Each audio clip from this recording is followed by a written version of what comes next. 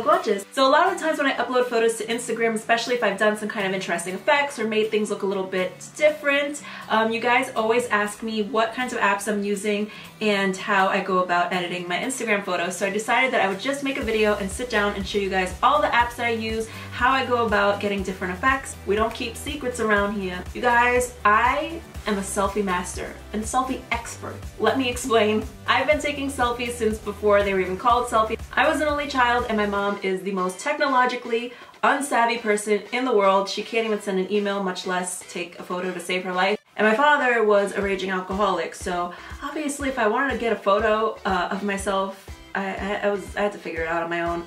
If you guys think that was sad, I used to play board games by myself. I played Monopoly by myself. But at least every time I lost, I still won. I'm gonna give you a lot of tips, so grab a pen and a paper, honey, because it's about to get real.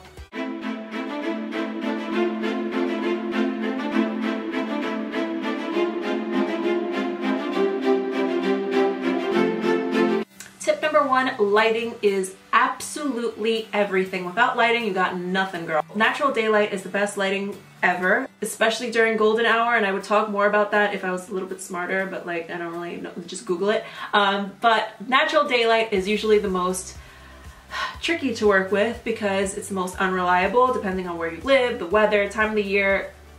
You don't always have natural daylight. When you do though, take advantage of it. If you don't, you gotta have some backup. You can get a ring light. Ring lights are really great if you're taking a lot of portraits and things. They light up the face really nice and evenly. You can get really great makeup photos with a ring light, or you can even use soft boxes. I think soft boxes are really great. They're inexpensive. They do take up a little bit more space, so I mean you have to kind of think about like what you can and can't get.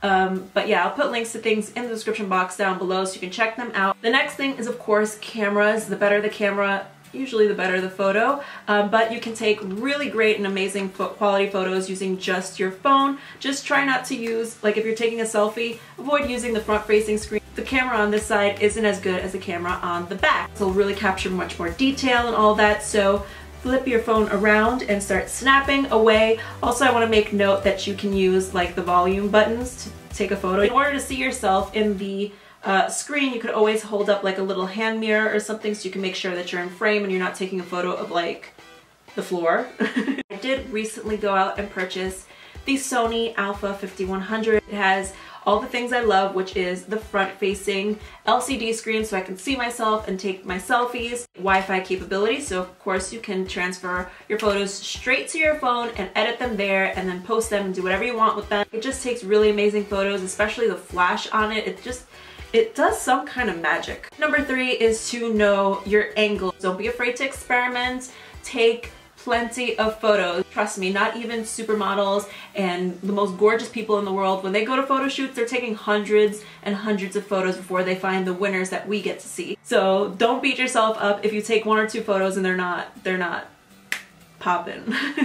Tip number four is especially helpful if you're going to be taking photos of yourself, especially if you're trying to take like an outfit photo, a full body photo. Self-timers, use them. Phones these days come with self-timers. If yours doesn't, like if you have maybe an older iPhone, they still have apps. I'll list them down in the description box below. Whenever you buy a camera, make sure that you do like a little Google search and figure out what kind of little remote it would need. So that way you can be away from the camera, set up your shot and all of that and be able to take multiple photos. It's so much easier than like running back and forth for the self-timer.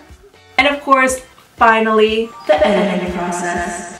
So this is my Instagram feed and I'm just gonna go over some of the effects that I've done that a lot of you guys have asked me, how did I get my photo to look like that? So these are the apps that I mainly use to edit my photos for Instagram. Diptic is really great for creating collages. Faded has a lot of really great features. You can do so much in Faded. You can add filters, lens flares, borders, you can tweak like the contrast, the temperature, like all kinds of things you can do in Faded. It's really similar to Afterlight. I tend to use Afterlight a lot more just because Faded tends to shut down on me for whatever reason. I'm not sure why. Facetune is really great for smoothing out the skin a bit. Squareready is awesome for whenever you have an image that you just can't fit the whole entire thing into a square. PicPlayPost is what I mainly use for video collages and things. PhotoMirror is great for when you want to create a mirrored effect and make sure that it's even on either side. This isn't a photo, but a lot of the times people always ask about my video collages, such as, you see for this we have 3 different little boxes. In the center we have the video playing nice and clear, and then the top and the bottom are the same video, pretty much just with a blur effect. All I use for this is just PicPlayPost. So I would go right into PicPlayPost and I pick something that has 3 bars. So as you can see, I have the same video in all 3 slots. The center one I'm going to leave exactly as is, just so it's nice and clear. And then I would just click on the top one, make it a bit bigger maybe, add a blur. The same thing on the bottom one. Maybe I would even flip this one. And then you could preview. At 6 o'clock, I like to slip out of my shoes and into something more comfortable, like a drink. See? This Facetune. So for example, I had taken this photo just with the back of my iPhone. So as you can see, the detail is pretty good. I don't really need a lot of skin softening here, but I'll do a little bit. All you do is you just click the smooth button here. It has the option to click the one that has the 2 teardrops, but that'll make you look like Play-Doh. So I just like to stick to one. When it comes to photo editing, I just like for things to not be so distracting. So like large pores I find to be kind of distracting. I don't really believe in like changing your features and stuff. I mean, I make videos, you guys know what I look like, so it'd be kind of hard to do that. So all I do is I just do a little bit of skin smoothing. One of my favorite things to do though in FaceTime besides smoothing out the skin is going to details and then just lightly going over the eyes a little bit just to kind of make them pop. This is what it looked like before. This is what it looks like now. Just makes things pop a bit. Then I like to do different versions. I like to have like a brightened version here, so kind of like this.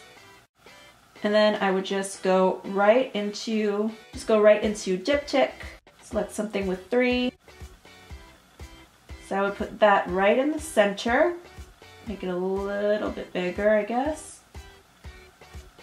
Zoom in a bit. Then I would take that same thing, just the whitewashed version.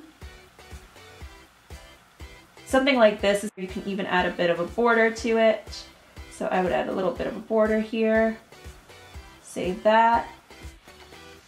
So this is a good example of something that I used to always get asked about, and I used to do this a lot, but I stopped because it was really, really time consuming. So you have a nice border, and then on the outside here, there's this lovely blurry version of it to serve as the border of the photo. Just looks a little bit more interesting. It's actually a combination of 2 apps. So I'd go into Diptic, I'd pick out the one that is 1 square, the image in there, and then I have a nice little border going on. You can make it as thick or as thin as you want. I'll just leave it to about there. Go ahead, I'd save it, and then I would just go into Squareready right here, and you can just tap this little button right here, which allows you to kind of center the photo, make sure it's really even and all of that. And then what I would do is go and click on this thing, click soft, and then you have a lovely blurry version of the photo, and you can just sort of resize things a little bit. Another really cool thing you could do is kind of add a little bit of color overlay to that. So those are all of my selfie secrets. I hope you guys enjoyed this video and found it really helpful. If you feel like I might have left something out because I feel like I might have forgotten something, you can leave me a comment down below, and maybe there can be a part 2 to this video because I know taking selfies is super important for people. In the meantime though, I have much more information on my blog. I'll put a link to that in the description box below so you can check that out. And as always, I look forward to talking to you again very, very soon.